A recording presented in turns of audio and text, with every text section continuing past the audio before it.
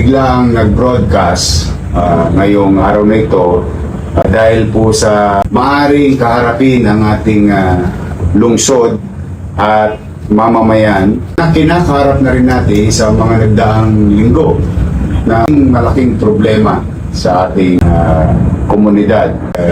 Kaya minabuti ko na kahit through cellphone man lamang ay maipabatid sa inyo ang tunay na sitwasyon na ating lungsod patungkol sa hinaing ng taong bayan tungkol sa basurang nakatambak sa bawat avenida, boulevard, highways, eskinita, mga kalyehon at sa mga sulok ng ating lungsod. No? Yung pong nakikita natin problema at ipinarating nyo sa aking problema, yun naman po'y nababasa ko for the past so many weeks. Kaya lamang po, ipagpaumanin ninyo, hindi ko naman po yun matugunan, bagamat ako'y hinalal nyo na, sapagkat ngayong oras lamang na ito, ako nagkaroon ng full authority to manage the city and the people. Ayoko naman pong pangunahan yung mga nakaraan sa kanilang dapat gawin sa inyo. Magkaganon pa man, yung pong nakita ninyong suliranin ng basura ay mas mabigat pa pong problema. And I would like to be fair and honest and transparent to you sa mangyayari sa ating mga susunod na oras, araw at linggo. Nakakaharapin natin lahat bilang mga batang Maynila. Ngayon pong alas 12 Gs ng umaga, may malungkot po tayong natanggap na balita o sulat at nais ko pong ipabatid sa inyo. Sumulat po sa atin ang Pileco, Metro Waste Management. At nakasaad po sa kanilang sulat, ngayong araw po na ito ay humihinto na po sila o titigil na po sila ng pagkolekta ng basura sa ating lungsod. So ano po ang ibig sabihin? Kung kahapon, nung isang araw, nung ilang linggo nang nakararaan, ay tambak ang basura sa mansulok ng ating syudad, malamang po sa hindi, titripli pa po yan dahil wala na pong mag-aakot ng basura. Ito po ang bumungad sa akin. Bukod sa kinakaharap natin araw-araw, ito ang unang bumungad sa akin bilang inyong alkalde ng lungsod. Nakasaad po rito, katulad ng nasabi ng Pileco, and let me read it to you. June 30, 2025, Honorable Francisco M. Dumagoso, Mayor City of Manila City Hall, Ermita. Dear Mayor Dumagoso, this is to inform your good office that we are amenable to a mutually agreed no-fault termination of our contract for garbage collection and disposal services for District 3, 4, 5, and 6 with the City of Manila to take effect June 30, 2025. Today po yun. In this regard, may we seek your assistance in servicing our account. Ito po, ibig sabihin, naniningil na. Ipaliliwanag ko po yan. For services thus far rendered in furtherance of our contract, we thank the City of Manila for the opportunity given to us. Thank you, very truly yours, Joey Lee Oliver, President and COO of Pileco. Ang ikalawa pong sulat, galing naman po sa Metro Waste Solid Waste Management Corporation. June 30, 2025. Honorable Francisco M. Dumagoso, City Mayor, City Government of Manila, Manila City Hall, A. Villegas Street, Ermita, Manila. Dear Mayor Dumagoso, please to inform you that we have submitted a notice of intent to withdraw from garbage collection and disposal services contract last June 10, 2025 with the previous administration. As mentioned in the said letter, we find it extremely difficult to sustain our operation due to our continuing inability to collect payments for services already rendered from February 2025 to present. Attached is a copy of our letter for your reference. In view thereof, we are constrained to terminate our contract for the garbage collection disposal services for District 1, 2, and 3 of the City of Manila. Effective June 30, 2025. Thank you, very truly yours, Jerry Rose Ching, Chief Executive Officer, Metro Manila, Metro Waste Solid Waste Management Corporation. At the same manner, ganun din po ang sulat tungkol sa flushing at mga antibacterial activities contracted with Metro Waste. Yan po ang malaking pagsubok na kakaharapin natin ngayong araw na ito. Para po sa kaliwanagan ng lahat at hindi naman kaila na ang Maynila for so many mayors, for so many decades, ang nagkokolekta ng maayos sa atin at mainam na nagugustuhan ng mamamayan kahit na magpalit-palit ang mga mayor ay ang dating kolektor ng Maynila na Lionel Waste Management. At napabalita rin po sa atin noong nakaraang taon na hindi na rin po kinaya ng Lionel na tugunan ang serbisyo para sa lungsod. At sila nagpaalam ng maayos ng Oktubre na hanggang December 31 na lamang po sila.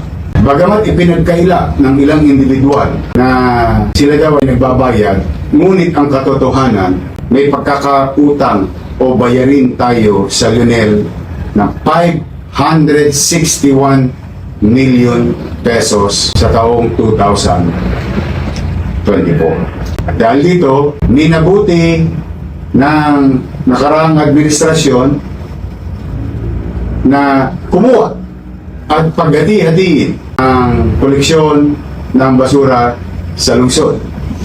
Sila naman po'y nagtagumpay na kumuha ng ibang kumpanya, katulad na nabanggit kong kumpanya na Metro Waste at ngunit katulad ng isinahad sa sulat Metro Waste at ng Pileco, napatunayan na hindi rin sila binayaran.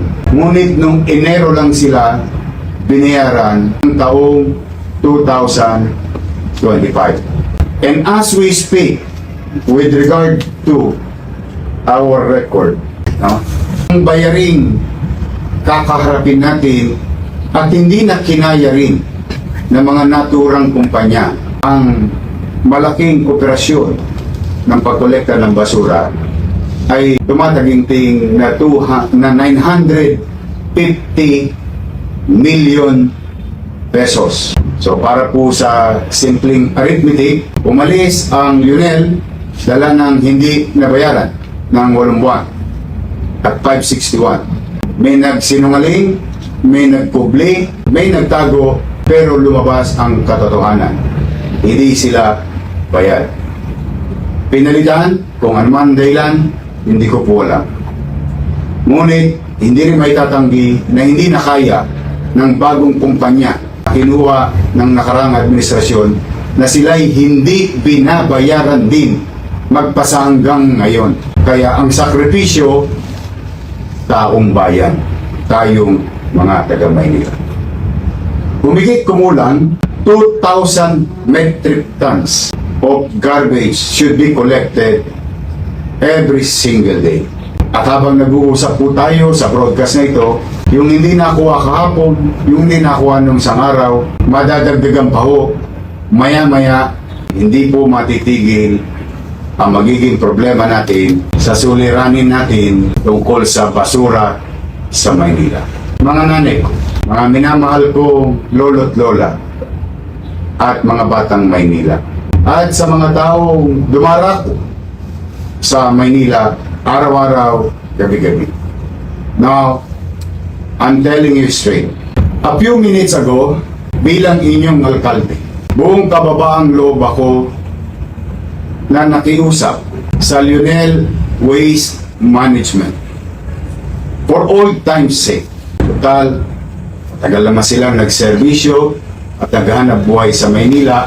Nakiusap ako sa mga may-ari nito na kung po pwede hakutin muna nila ang basura ng Maynila ngayong araw na ito ng libre, ng walang gastos sa taxpayers' money.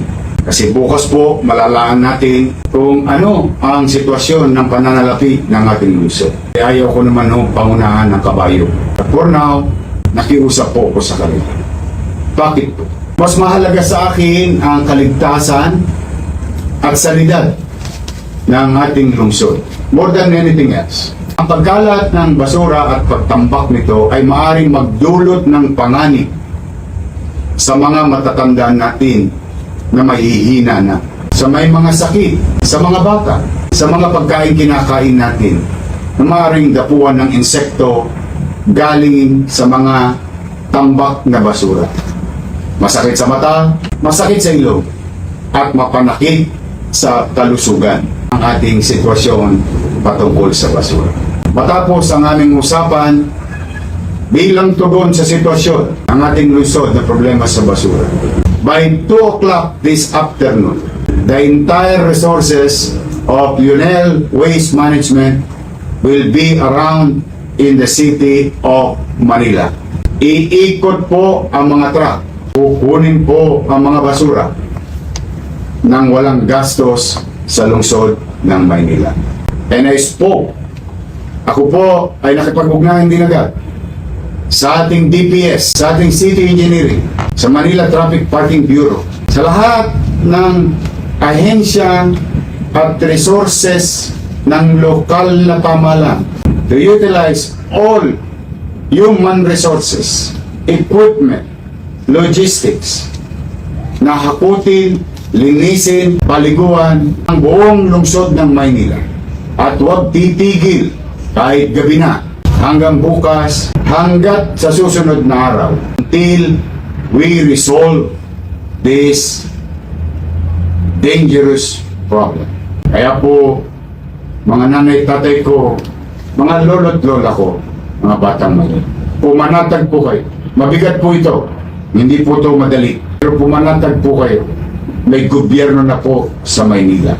We will make sure whatever problems that we are facing right now and we're going to face, we will confront it. We will not point fingers. We will act on the matter.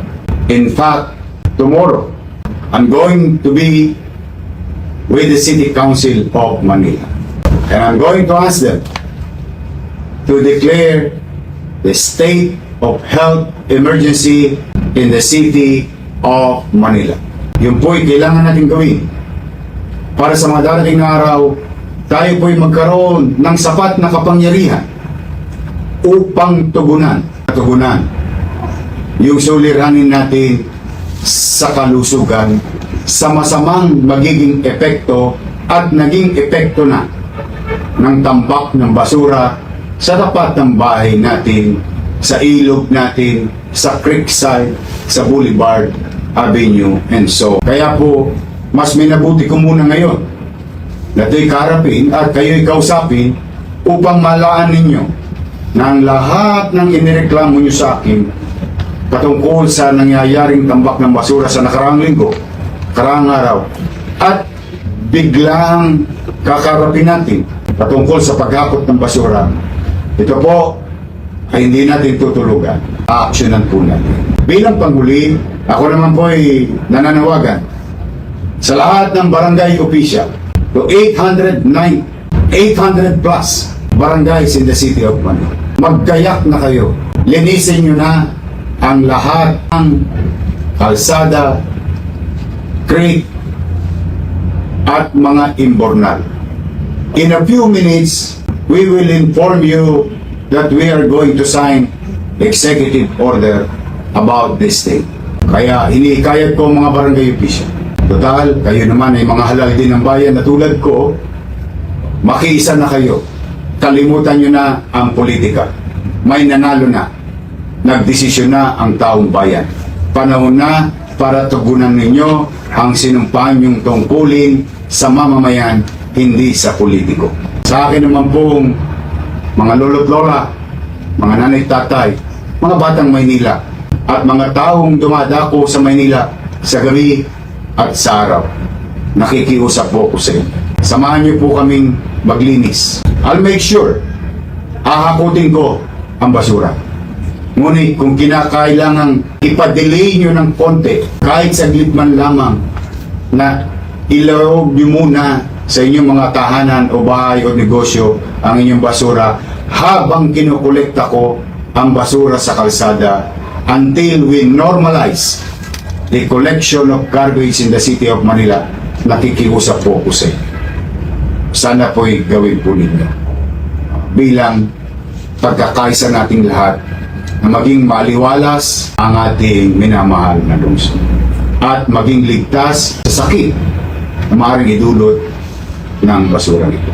So muli mga kababayan, for now, I hope the audio of this broadcast is clear enough. Pasensya na kayo, ulitin ko, nasa cellphone lang po tayo nagbo-broadcast. But this is immediate. This is very important. This threat to our health or the imminent danger of this brought by this garbage in our city will be confronted. Again, mga barangay chairman, mga empleyado ng siyudad ng Maynila na nabanggit kong ahensya, at nais ko na rin kunin ng pagkakataon sa MMDA kung kayo'y nakikinig po ngayon. Tulungan niyo po kami sa Maynila. Muli, maraming salamat. Pumanatag kayo, we'll be there. We'll do our job. Maraming salamat po sa pagkakataon na ito na muli ninyo akong ginawang alkalde. Pipilitin ko sa maliit kong kaparanan na tukdin ang mga bagay na nasabi ko na nung araw at tukdin ang tungkulin ko bilang ama ng lungsod ng Maynila.